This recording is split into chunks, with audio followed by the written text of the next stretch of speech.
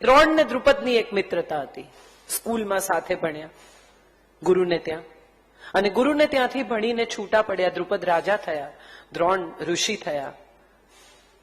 અકિંચન છે, બ્રાહ્મણ છે, કશું સ્વીકારતા નથી. એક દિવસ એવો આવે છે કે એનો દીકરો અશ્વત્થામા કહે છે કે મારે દૂધ પીવું છે. બાકીના ઋષિકુમારો દૂધ પીએ છે, મારે દૂધ જોઈએ છે. એક બે દિવસ એની માં એને લોટમાં પાણી ડોળીને આપે છે, પણ અશ્વત્થામાને ખબર પડી જાય છે કે આ દૂધ નથી. એટલે અશ્વત્થામાની માં કૃપી, દ્રોણની પત્ની, એને કહે છે કે તમે તો કહો છો ને દ્રુપદ તમારો દોસ્ત છે, એને તમને અડધું રાજ્ય આપવાનું વચન આપેલું, તો જાઓ એની પાસે એક ગાય માંગી આવો. દ્રુપદ જાય છે, દ્રોણ જાય છે દ્રુપદના દરબારમાં, જઈને ઉભા રહે છે. દ્રુપદ ઓળખવાની પણ ના પાડી દે છે, છતાંય દ્રોણ દીકરા માટે થઈને સ્વમાન ગુમાવીને ગાય માંગે છે. દ્રુપદ એનું અપમાન કરે છે, અને બહાર નીકળી રહેલો બ્રાહ્મણ ગાંઠ વાળે છે કે હું દ્રુપદના અભિમાનને ઉતારીશ. પાંડવોને ભણાવવા જાય છે, અને જ્યારે પાંડવોની શિક્ષા પૂરી થાય છે ત્યારે દ્રોણ કહે છે કે દ્રુપદને પકડીને લઈ આવો, એને મારા પગમાં નાખો. આ કેવી દોસ્તી છે! પાંડવો જાય છે, દ્રુપદને પકડીને લઈ આવે છે, દ્રોણની સામે નાખે છે. દ્રોણ એને કાંપિલ્ય નગર, એનું એક શહેર એની પાસેથી લઈ લે છે, અને એને છોડી તો દે છે, પણ એને બરાબર સંભળાવે છે કે જોયું તે, અભિમાન કોઈનું ટકતું નથી, આમ થાય છે, તેમ થાય છે. દ્રુપદ ફરી ત્યાંથી જઈને નક્કી કરે છે કે આનું તો મગજ ઠેકાણે લાવવું પડે. પુત્ર કામેષ્ટિ યજ્ઞ કરે છે, કારણ કે દ્રુપદને પુત્ર નથી એટલે પુત્ર કામેષ્ટિ યજ્ઞ કરે છે. વેરનો વારસ જન્મ લે છે. મા બાપ વાલનો વારસ, વિચારનો વારસ, વ્યવહારનો વારસ શોધે, અને વેરનો વારસ શોધે. દૃષ્ટદ્યુમ્નનું આગમન થાય છે, અને સાથે દ્રૌપદી આવે છે. Buy one get one free. માગી નથી દ્રૌપદીને, પણ દ્રૌપદી આવે છે. આકાશવાણી થાય છે કે આ તારું વેર લેશે. એની સામે સુદામા અને કૃષ્ણની મૈત્રી છે.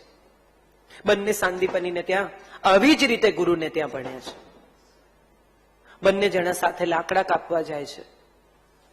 સુદામા એકલો ચણા ખાઈ જાય છે, કૃષ્ણ કંઈ બોલતા નથી. વર્ષો પછી જ્યારે સુદામા આવે છે, અદ્ભુત વર્ણન છે ભાગવતમાં.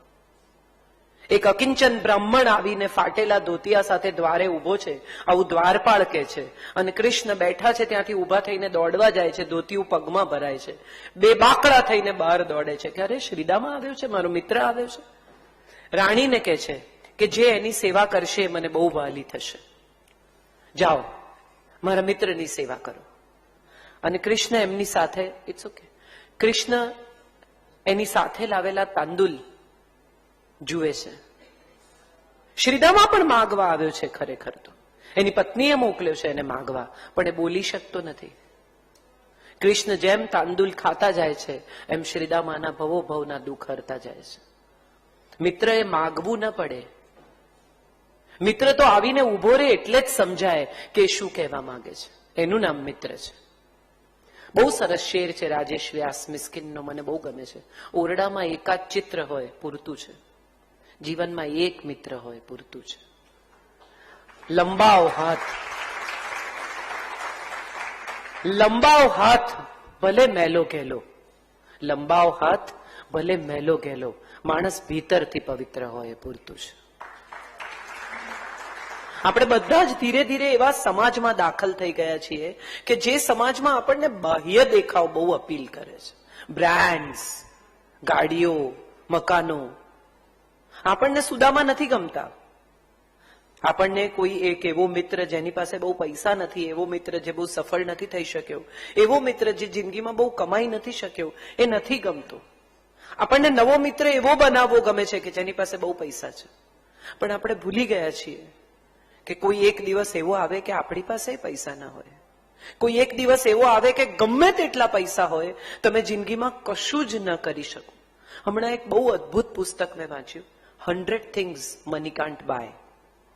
એવી 100 વસ્તુઓ જે પૈસાથી ખરીદી શકાતી નથી. તમને બહુ મજા આવશે, હું તમને દાખલા આપું. તમારી પાસે બહુ જ અદ્ભુત બેડરૂમ હોય, એમાં મેમરી ફોર્મના ગાદલા હોય, મહાન ઘર હોય 8-10 બેડરૂમનું, એમાં તમારો એક અલગ સ્વીટ રૂમ હોય. એ બધા જ છતાં પગે ઘી ઘસનારો માણસ આવતો હોય, સાંજે તેલ નાખવા માણસ આવતો હોય, બોડી મસાજ વાળો માણસ આવતો હોય, અને આ બધું કર્યા પછી પણ તમે ઊંઘ ખરીદી શકો છો? તમારી પાસે અદ્ભુત ડાઇનિંગ ટેબલ હોય, સોનાના પાયાવાળું, બેલ્જિયમ ગ્લાસનું, તમે કાંસાના થાળી વાડકામાં, ચાંદીના થાળી વાડકામાં પીરસાવતા હો, તમે ઈચ્છો તે મેનુ રોજ બનતું હોય, તેમ છતાં તમે ભૂખ ખરીદી શકો છો? અને ત્રીજો, સૌથી મહત્વનો સવાલ, તમારી પાસે બધું જ હોય, પણ તમારી પાસે ફક્ત એક એવો મિત્ર ન હોય કે જેની સાથે બેસીને તમે ખડખડાટ હસી શકો, તમે એની સાથે દિલ ખોલી શકો, તો તમે સુખ ખરીદી શકો છો? અને જો આ ભૂખ, ઊંઘ અને સુખ નથી ખરીદી શકતા, તો તમારી પાસે જે છે તે બધું મજાનું છે, પણ એ એટલું બધું ઇમ્પોર્ટન્ટ નથી કે એને માટે આ 3 વસ્તુઓ બાર્ટર થઈ શકે. આપણી મજા એ છે કે આપણે આ બધું જ બાર્ટર કરવા તૈયાર થઈ જઈએ છીએ. આપણે માનીએ છીએ કે સગવડ એ સુખ છે, આપણે માનીએ છીએ કે સંપત્તિ એ સુખ છે, આપણે માનીએ છીએ કે સત્તા એ સુખ છે. હમણાં એક મારી નોવેલના પીસમાં મેં લખ્યું છે, રાગ વૈરાગમાં, પેલી છોકરી એને પૂછે છે કે સુખી કરીશ ને મને? એટલે કહે છે કે હું તને સલામતી આપીશ, હું તને સગવડ આપીશ, હું તારા નામે સંપત્તિ ખરીદીશ, હું તને સ્નેહ કરીશ, પણ સુખી તો તારે જાતે જ થવું પડશે. અપોલો હાર્ટ હોસ્પિટલના ઓટી રૂમની બહાર લખ્યું છે. બહુ ઓછા લોકોએ આ વાંચ્યું હશે, કોઈ જાય નહીં એ તરફ. હું ભગવાનને પ્રાર્થના કરું કે અપોલો હાર્ટના ઓટી સુધી કોઈએ જવું ના પડે, પણ એની બહાર લખ્યું છે કે if you had opened your heart to your friends, doctors shouldn't have worked on that. મિત્રો સામે દિલ ખોલી શકે ને, એને ક્યારેય ડોક્ટર પાસે ના ખોલાવવું પડે. તમે વિચાર કરો, એક માણસ રસ્તા પર એકલો રડતો હોય તો કેટલા બધા લોકો એની પાસે જાય. ટિકિટ પડી ગઈ, પૈસા ખોવાઈ ગયા, વોલેટ જતું રહ્યું, કોકે માર્યો, શું થયું, આવું બધા જઈને પૂછે. પણ કોઈ માણસ એકલો હસતો હોય તો